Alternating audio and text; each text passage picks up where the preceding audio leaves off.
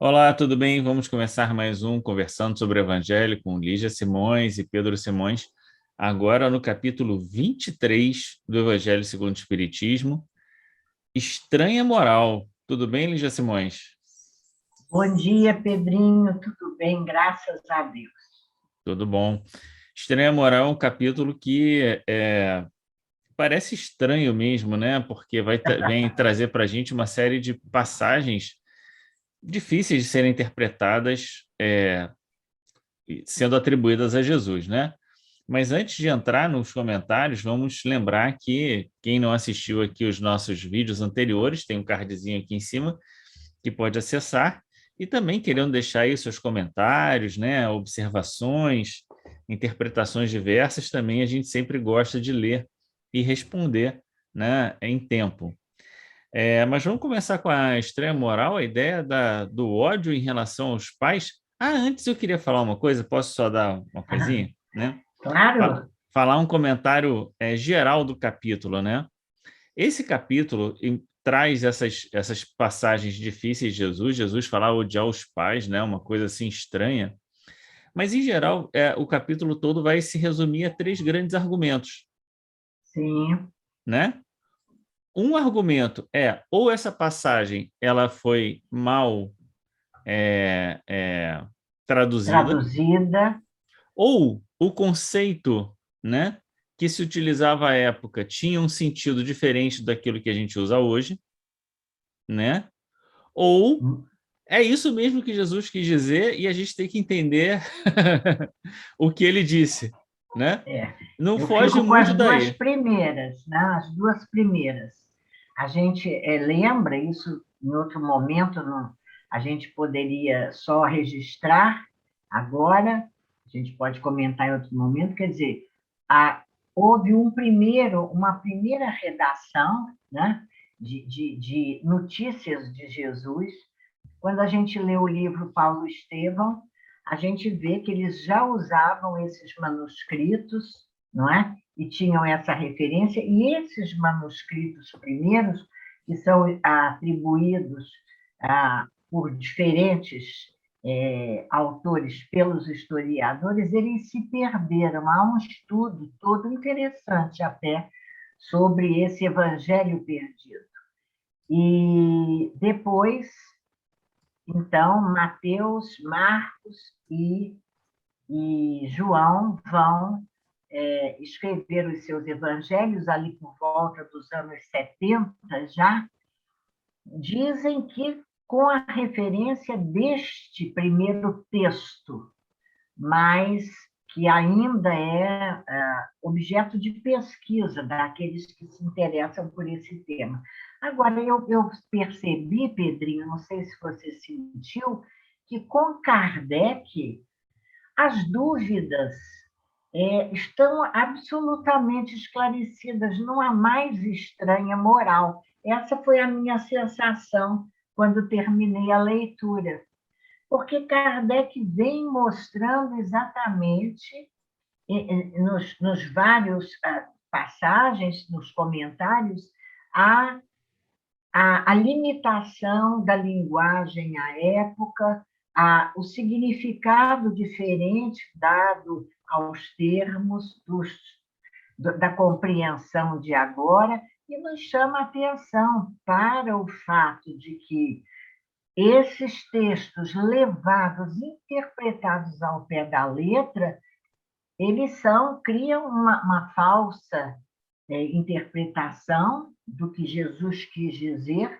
dando, inclusive, espaço para o fundamentalismo, né? Que é um perigo, é um desserviço ao Evangelho, E não é? também é uma ideia de que Jesus se contradisse, né? Que é uma E contradição em termos, não né? se pode atribuir a Jesus esse significado se nós tomarmos ao pé da letra pela interpretação das palavras agora. A É, palavra odiar é emblemática, né? Ele é, começa com odiar, e é, Kardec vai fazer referência, e é interessante aqui, Pedro, porque Kardec ele vai buscar esse senhor Pesani, que era um entendido no grego, na língua grega. Ele traz a nota, você vê, do latim, do grego, e eu pesquisei que esse senhor Pesani era um professor, era Você está se alguém, referindo à primeira nota, né? a Que está primeira aqui, nota, minha que nota é de do Kardec, uma significado nota de do pé de odiar, página. nota de pé de Nota de pé página de de página. Kardec. Então, você veja, assim, a humildade dele, ele vai buscar com aquela pessoa que podia trazer toda essa A melhor interpretação, né? contextualização, com certeza. Mas é porque a gente começou a falar aqui do odiar e não se reportou à passagem, né? Vamos à passagem. Jesus diz: se alguém vem a mim e não odeia seu pai, a sua mãe, a sua mulher e seus filhos, a seus irmãos e irmãs, mesmo a sua própria vida, não pode ser meu discípulo. E quem quer que não carregue a sua cruz e me siga, não pode ser meu discípulo. Assim, aquele dentre vós que não renunciar a tudo o que tem, não pode ser meu discípulo. E depois tem uma segunda passagem que diz que aquele que ama seu pai ou sua mãe mais do que a mim, não de mim não é digno. E aquele que ama seu filho ou sua filha mais do que a mim, não é digno. Eu acho que tem uma interpretação que é essa sobre o odiar, né? Que é esse o uso desse termo. Mas como aqui na sequência, né? Quando ele fala do odiar o pai, a mãe e todas as coisas, na sequência ele diz assim, ele está querendo concluir o pensamento e vai dizer: aquele dentre vós que não renunciar a tudo, não pode ser meu discípulo. Que é mais ou menos, né, o que ele diz na passagem seguinte, que aquele que tem mais amor pelos pais, tarará, do que a ele próprio, né, não é digno de segui-lo. Eu acho que aqui o que tem de importante é uma interpretação dizendo assim: há momentos, né, e na primeira passagem a ideia de renunciar o homem velho, né? Então, tudo aquilo que é valor, que simboliza o homem velho, mesmo que esteja inscrito na sua própria família, na sua própria identidade, deve ser renunciado. Você deve, entre aspas, odiar como quem? Nossa, eu não quero mais isso para mim, não é? Você não odeia as pessoas, né? Mas aquilo que representa a necessidade da sua própria superação. Com certeza. Mas você veja que isso é muito decisivo para nós agora. Nós estamos no momento, se a gente entender o odiar como uma contraposição, aliás, quando se pesquisa também o uso das palavras no grego, eles usavam essas oposições, né? Então, é não amar no sentido de se apegar, de priorizar, apenas isso, é o não. Não estar apegado, priorizando, dando um valor excessivo a tudo que é material, inclusive, como você lembrou muito bem, a personalidade. Porque a nossa personalidade é ainda alguma coisa dessa vida, com tudo que a personalidade traz para nós. A posição de família, de trabalho, tudo no mundo material, valores do mundo material. É a hora de uma tomada de posição. E às por vezes... mais que isso pareça, só para eu terminar esse raciocínio, por mais que isso pareça alguma coisa assim diferente, que não tem uma utilidade prática para nós vamos perceber que essa tomada de posição, como Kardec vai colocar um pouquinho mais adiante, quer dizer, os interesses lá no item 6, quando ele diz que os interesses, é preciso que os interesses da vida futura prevaleçam sobre todos os interesses e todas as considerações humanas. É isso. Isso é muito importante. É isso. Todas as considerações humanas. Você vai perceber o quê? Que a sua ação no mundo se modifica inteiramente. É Isso é isso. muito importante da gente refletir. Esse grande princípio, ele vai espelhar-se nos menores atos de nossa vida. As razões de aborrecimento, de irritação, de dissidência, o valor que a gente dá a pequenos fatos, pequenas ações, se a gente realmente entronizar isso, nós vamos modificar a nossa ação no mundo. Não, é isso. E aí fica mais claro nesse sentido, porque quando ele, inclusive, diz e quem não carregue a sua própria cruz, né? Não carregue a sua cruz e me siga, não pode ser meu discípulo. Quer dizer, o que ele está querendo dizer com odiar o Pai e carregar a cruz, né? Quer dizer, existe, entre aspas, um fardo, né, a ser carregado, né, ao defender determinadas ideias, né?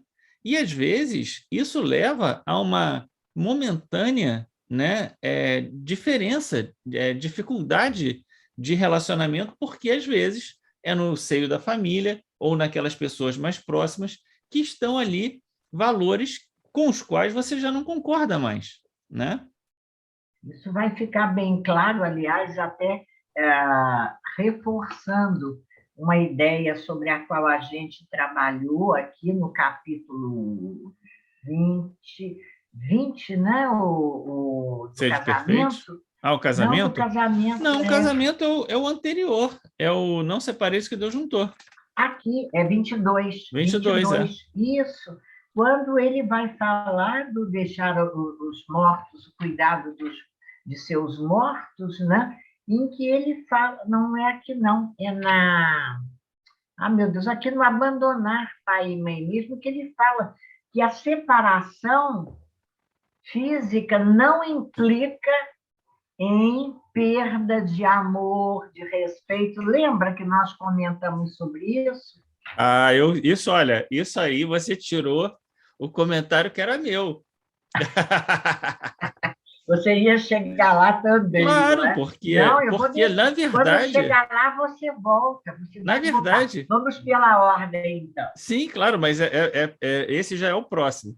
Na verdade, esse comentário que a gente vai fazer agora na sequência, ele complementa o não separeis o que Deus juntou. Sim, né? sim. E complementa a ideia de que o que Deus uniu, o homem não separa.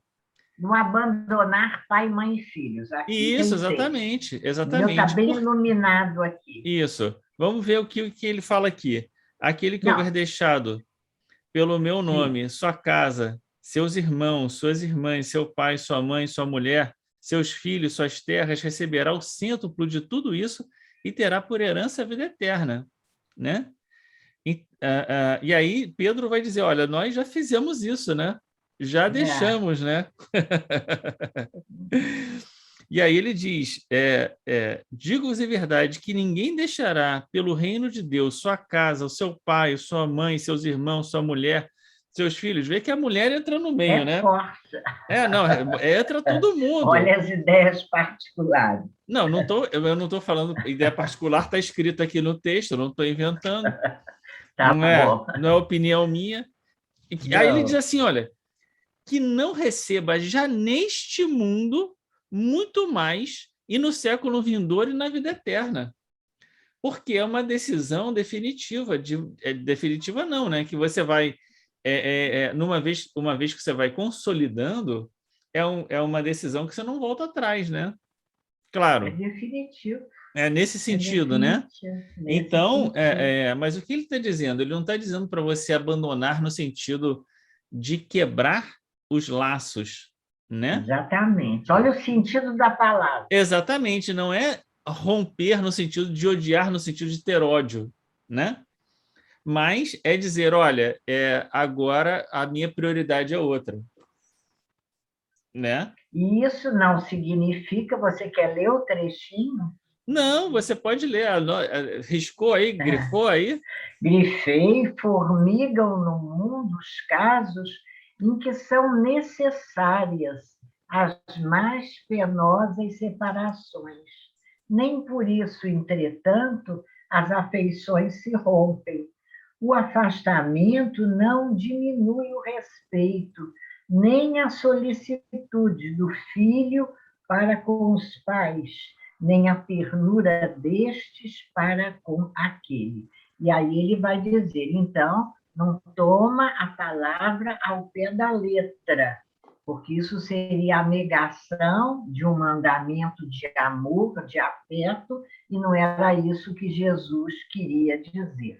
Mas Não é tem verdade? um O complementozinho. complemento é quando ele diz que é imperioso para a criatura o dever de ocupar-se com a vida futura. Olha, a gente podia parar aqui, porque esse item 6 eu gosto de localizar. Se você está nos ouvindo, relê o item 6. E olha, lápis na mão, como a gente gosta de dizer. Os interesses da vida futura têm que prevalecer sobre todos os interesses e sobre todas as considerações humanas. É dever da criatura ocupar-se com a vida futura. Gente, se isso não é uma tomada de posição definitiva, olha a palavra aí, É, definitiva, não é é. verdade? Não, e veja só, isso remete àquilo que a gente já vinha falando desde o início das nossas conversas sobre a questão da importância do sentido da análise da vida espiritual, né? Quer dizer, se você não tem esse olhar da vida espiritual para as suas considerações espíritas, então tem algum problema na sua análise, né? A gente não... E é interessante, eu não sei se você assinalou também aí no seu evangelho, lá na frente, quando ele diz: a própria separação é necessária ao Mas progresso. era isso que eu ia falar. Era Era o exatamente isso que eu ia falar. complemento. Claro. Cheguei lá. Por É, quê? Porque ele não apenas está dizendo que pode chegar um momento, né? E por isso a ideia de que ele veio trazer a divisão, não é? Que a gente vai comentar mais na frente, né? Ora, você vai continuar pactuando, às vezes, com valores, práticas, hábitos que ainda nos arrastam para as viciações, para os erros, etc. Não, então, às vezes, é preciso romper. Mas não é só romper, ele vai dizer, não é um rompimento naquele sentido, a gente já comentou isso, mas ele já. vai dizer, a própria separação é necessária ao progresso. Então, não é aquilo, é o dever, né? Se ela é necessária, é um dever você fazer isso, e essa aparente separação, porque é uma aparente separação, né? Ela vai contribuir, consolidar o seu próprio progresso moral. O Pedro, isso é muito interessante, você veja, porque nós somos criados e trazemos em nós essa ideia, né, como é que a gente poderia dizer, o apego, o sentimento do apego e a posse. A posse, a ideia de posse. Você sabe que na semana passada, na evangelização das crianças, é bem interessante isso. Os evangelizadores trabalharam crianças de 7 a 10 anos com a ideia da verdadeira propriedade. Então, havia um exercício interessante que era a malinha da verdadeira propriedade. O que você vai levar para o plano espiritual quando desencarnar. Eles trabalharam a parábola dos celeiros, aquele homem que Sei. amontoa nos celeiros, e depois a verdadeira propriedade. E como foi difícil dizer às crianças que na malinha você não botava a família. Mas como não botar a família? Não, a família não leva. Foi um momento assim, de impasse na evangelização, porque difícil para elas. Como é difícil para a gente, porque a gente ainda, espiritualmente, a gente quer levar a família. E aí, com todo respeito aos que pensam assim, vem a ideia das almas gêmeas, das casas que vão se construir no plano espiritual para continuar casado, né? é, é, Coisas desse é. gênero. Vamos Mas é em muito frente. curioso que no É. último parágrafo do item 6, Oi?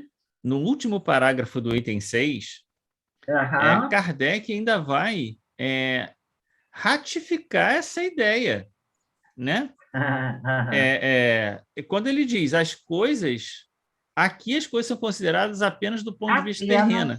O isso. Espiritismo não las faz ver de mais alto, mostrando serem os do espírito e não os do corpo os verdadeiros laços de afeição. Isso. Então, é aquilo que a gente falou no nosso estudo anterior, não é? Os verdadeiros laços de afeição, independente de estarem encarnados e desencarnados, que ele vai continuar dizendo, que aqueles laços não se quebram com a separação, nem mesmo pela morte do corpo. Então, se você se separa, mas não odeia nesse sentido, né? Quer dizer, não tem duro coração, você pode manter, e é o que ele está dizendo aqui, né? A existência do laço onde quer que você esteja, é isso que ele está dizendo. Não se quebram, Mas porque a gente lembrando, já tinha comentado isso na parentela corporal espiritual, que a gente já falou sobre isso também. E aí ele é vai muito terminar aqui interessante fazendo isso. esse comentário. Porque quando a gente lembra que a verdadeira caridade implica no sacrifício do interesse pessoal, aí a questão é de foro íntimo, né? Sim, porque o que Porque ele se está o falando aqui, interesse pessoal, nesse caso, é o seu progresso espiritual, porque o que ele está você, falando você aqui aguarda um pouco para é não se separar ou não. o que ele está falando aqui é uma separação em que você está privilegiando a vida futura, né?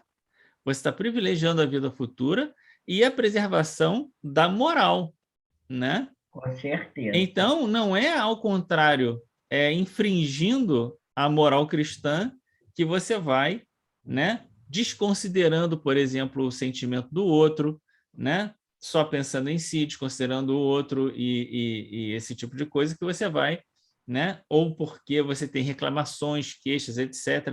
Não é esse ponto que a gente está tratando aqui, né? É. Muito bem. E deixar os mortos enterrar os mortos? Outra coisa difícil isso, né? Pois é, você veja, a gente precisa perceber ali o momento em que Jesus disse isso, né? Para aquela pessoa, aquele moço que vinha e que pede, não, Senhor, eu tenho que enterrar meu pai, eu tenho ainda alguma coisa para fazer É. aqui. É o moço rico, é o moço que diz, fazia toda a lei, cumpria toda a lei, mas eu não posso deixar o que eu tenho, ainda tenho coisas a fazer, não posso dar todos os bens que tenho. É. Jesus vai e Né? volta Também tem aquela firmando história de Maria e Marta, né? Marta, assoberbada com o Assoberbado com as trabalho, coisas. Maria escolheu a melhor parte, aquela que não lhe será tirada, que ela vai levar na malinha, né? Exatamente. Outra coisa difícil também para eles, isso é interessante, foi entender que na malinha não vão só virtudes, vão vícios também. Ah, é, Mas vai levar maldade? Leva. se você Mas ainda tem no olha, coração, né? se ainda tem no coração, veja, muito, muito importante você ir levando para as crianças, né? A gente faz uma propaganda da evangelização, porque verdadeiramente importante a gente já ir ensinando as crianças a terem esse olhar diferente, que é o É, quê? O que Kardec diz aqui no nosso item 8, entender que a verdadeira vida é a vida normal do espírito, sendo-lhe transitória e passageira a existência terrestre. é. E aqui, nessa passagem, que é uma passagem curtinha, né? Quando É, Jesus diz assim, disse ao outro, segue-me, e o outro respondeu, Senhor, consente que primeiro eu vá enterrar meu pai?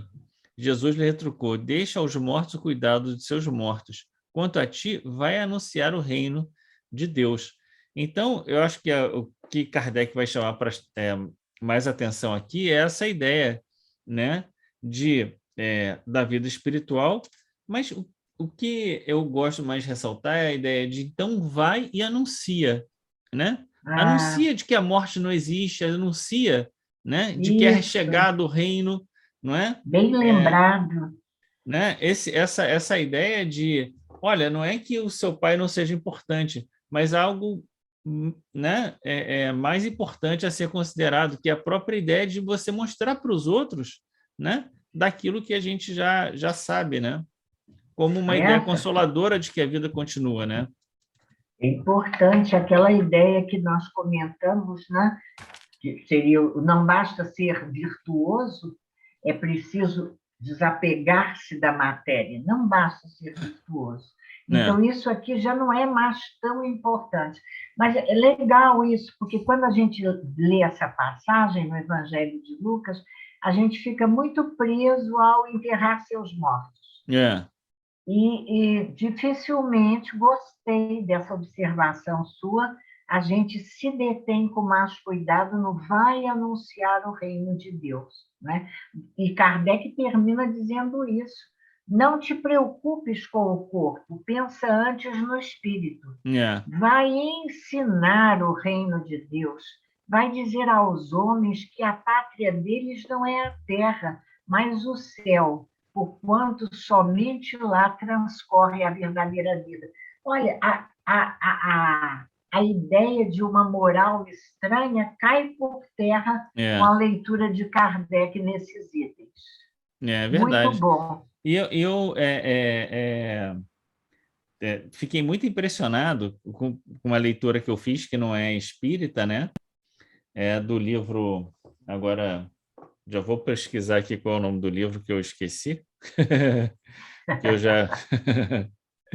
Mas oh, meu Deus, aqui, eu vou encontrar aqui A Roda da Vida, né? Que é a história da Elizabeth Kübler-Ross, que Ah, estudou, né, a morte, o morrer, né? Que é o livro mais famoso dela. Mas é, nesse livro, o Viver né, e o que é uma Morrer. história, que é uma biografia dela, a Roda da Vida, ela, claro, É, vai trazer algumas noções, principalmente não da morte do morrer, que fala sobre o luto, mas sobre estudos que ela fez também sobre aquelas pessoas que foram consideradas mortas, né? Tiveram aparentemente mortas, né? E que, na verdade, passaram por um processo de desdobramento espiritual, né? é. É basicamente isso. E aí, uma das coisas que é bastante bonito que ela vai dizer é que tanto a gente só desencarna, isso ela falando, quando Sim, a gente completa as coisas que a gente precisava aprender na vida. Então, enquanto você não resolve as coisas, né, é como se o seu tempo não terminasse. Por isso a ideia de se conciliar com as pessoas, resolver ainda problemas pendentes, etc. Mas uma ideia também bastante bacana que ela diz de que de como as pessoas se sentiam tranquilas e confortáveis na vida espiritual. E um relato vindo de uma pessoa nesse que não, momento do desdobramento. nesse momento de desdobramento, e que a maior parte delas não queria voltar, porque Ah, lá estava melhor. é. Com todo respeito a papai, mamãe, Aos que sem ofensa, ficaram. sem É, ofensa, né? Então chega um momento da vida dela que é dito para ela que a grande missão dela agora era dizer para as pessoas que a morte não existia. é. Veja que bacana, porque essa mensagem que o Espiritismo vem trazer, Sendo traduzindo confirmada, sendo não apenas confirmada, mas sendo trazida também de uma outra forma, por um outro, né, por um outro, dentro de um contexto totalmente diferente, né, e trazendo essa isso. mesma ideia. A vida é a vida espiritual, né? As pessoas, quando ela diz isso com todas as letras, as pessoas, quando morrem, elas se libertam. Então, a grande figura que ela usa Mensagem, a não, figura que ela usa é o sair da borboleta. é o sair do casulo, libertar-se como borboleta. Então é bem legal, porque eu fiquei bem animado, assim, bem entusiasmado, assim, foi um livro que por conta disso, porque ela traz essa mensagem de uma outra maneira, mas reafirmando, né, aquilo que a gente vem aqui trazer, o Espiritismo vem trazer, Refletindo, né? e que exatamente Kardec vem falar aqui para a gente.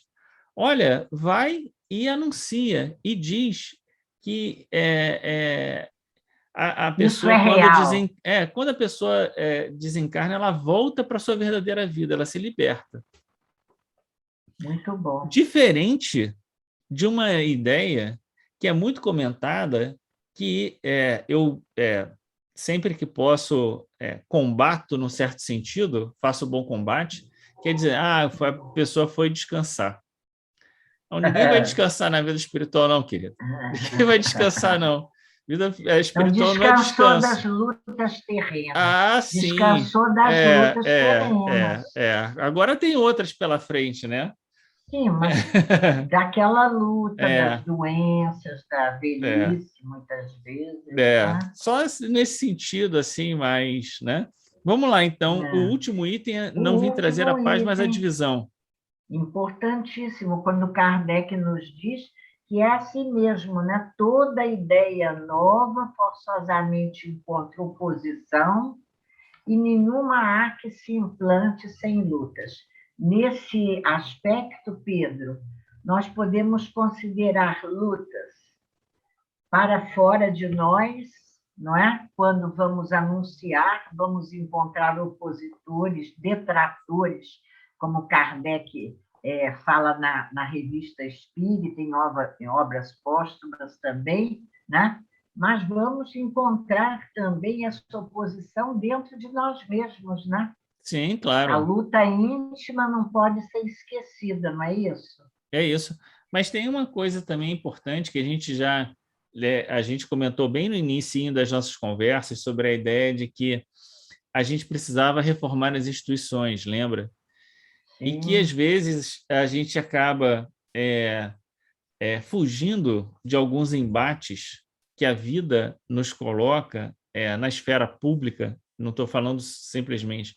Às vezes porque, não quero criar caso, não, mas isso é, aí se resolve com o tempo, não, deixa que Deus cuida. E às vezes é é, a nossa obrigação moral se posicionar e dizer, ó, não, pelo menos eu não concordo com isso, pelo menos mostrar ali uma outra forma de agir, porque a minha grande reflexão sobre isso é assim, Jesus veio dizer isso, olha, eu vim trazer a divisão, né? Jesus diz, me perseguiram, se fizeram isso comigo, que não farão com os meus discípulos, né? é. E você passa uma vida sem problemas, Acomodando, acomodando, acomodando. acomodando. Opa, tem alguma coisa errada nessa história, É né? verdade. Se, Oi, pagou uma luz. pagou aí a sua luz. Pronto. Se você está acomodando o tempo inteiro, preste atenção, porque talvez você esteja fazendo concessões indevidas, né? Que depois você vai ser cobrado por isso. Há alguns capítulos atrás, Kardec definiu sem medo, ele ou um espírito, não sei se é, eu acho que é mensagem nas instruções dos espíritos como covardia moral, né? Isso, exatamente, exatamente. Covardia E moral, a grande questão é que o acomodar significa privilegiar a vida material em relação à vida espiritual, é verdade.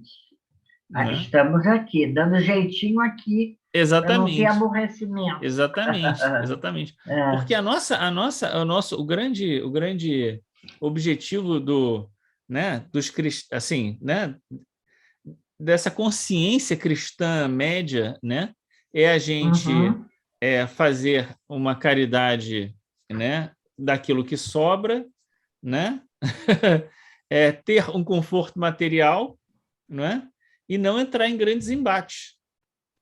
é, Uma plena acomodação da nossa vida, né? É verdade. Agora, Kardec também termina esse item 12 e depois. Aí, esse final é bastante importante. Vamos aproveitar esses 10 minutos finais. Aham. Quando ele lembra o tempo de cada um, não é? E ele faz referência ali no item 14 ao tempo de cada um, as terras não lavradas, não é? E ele fala que chegará o tempo em que as pessoas, em que nós vamos, gostei muito dessa passagem, começaremos a sentir o vazio que as crenças vulgares deixam na alma. Isso é tão verdade. É. O espírito vai vivenciando as experiências, mas chega uma hora, um ponto de maturidade em que a gente percebe que as coisas já não têm mais aquele valor Aquele que a valor todo, gente né? dava, não é? E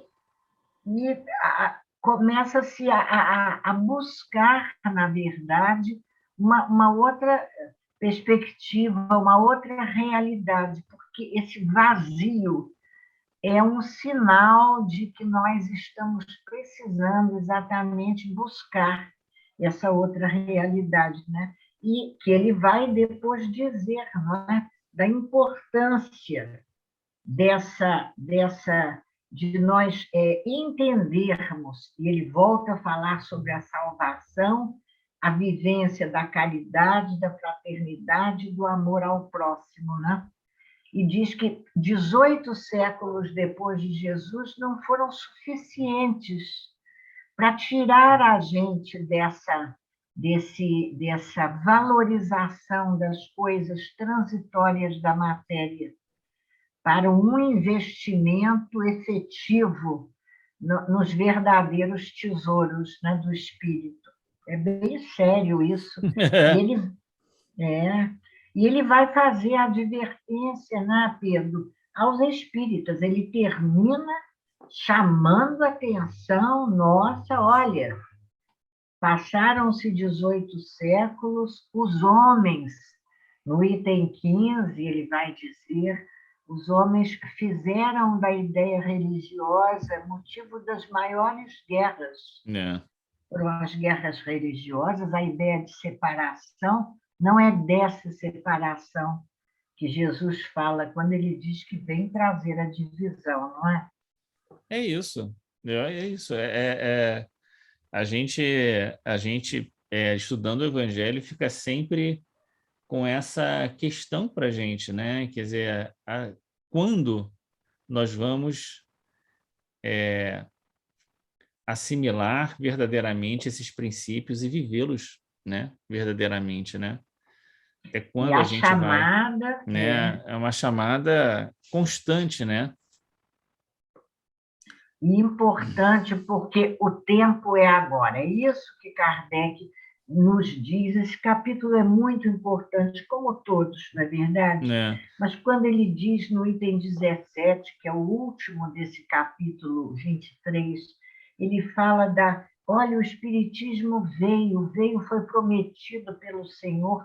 No item anterior, ele diz esses homens cansados de um combate sem resultado reconhecerão onde estão os seus verdadeiros interesses.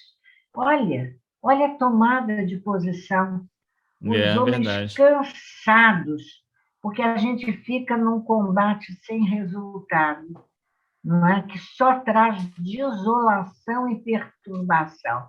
Muito bonita essa passagem. Isso são passagens de Kardec, né? Não são dos espíritos, né? Kardec. Não, Kardec, é o comentário de Kardec.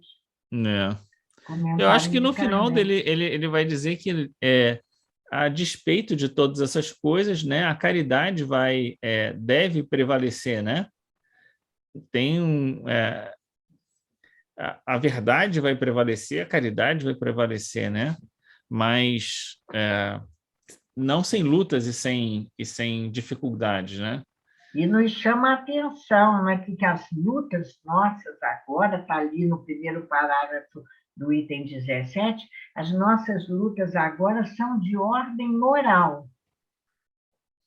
Ordem moral. É isso que a gente tem que atentar. É hora do desenvolvimento moral, do esforço de moralização, né?